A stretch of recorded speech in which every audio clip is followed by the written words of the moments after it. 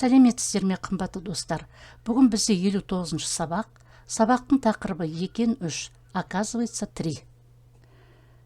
Третий вид конструкции екен – это сочетание с именами.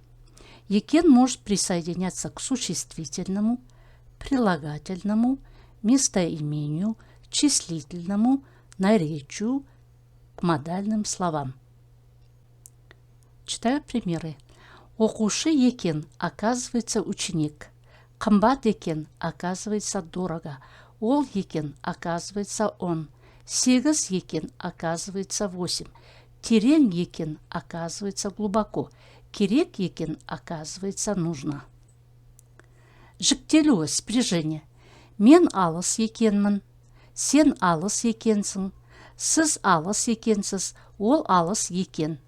Мен бақытты екенмін. Сен бақытты екенсің. Сіз бақытты екенсіз. Ол бақытты екен.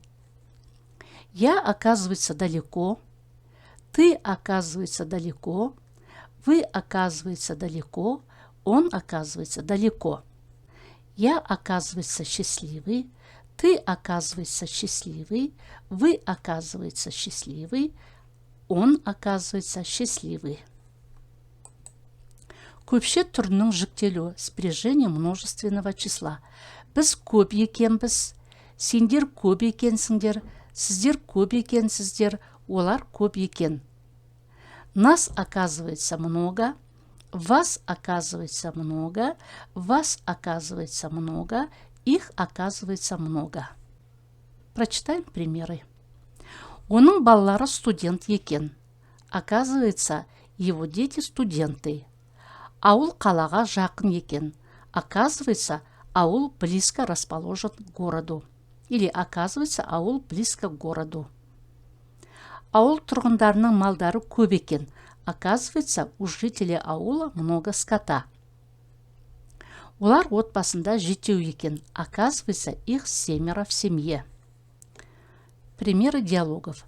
Рассматривая примеры диалогов, давайте сразу разберемся, почему в примерах стоит екен, а при переводе слово, оказывается, опускается. Читаю первый пример. Мына көйлек қымбат екен. Арзаны да бар, мінеки, қараңыз. Это платье дорогое. Есть и дешевые, вот смотрите.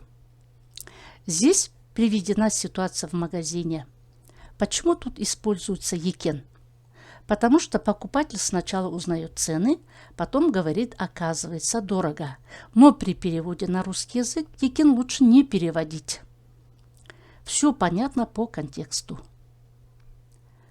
Бұл жер өте шулы екен. Онда тынышырақ жерге барайық. Здесь очень шумно. Тогда давай пойдем, где потише. Давай пойдем. В этой ситуации люди хотят отдохнуть именно там, где они остановились, но находят, что место шумное, поэтому и стоит слово екен.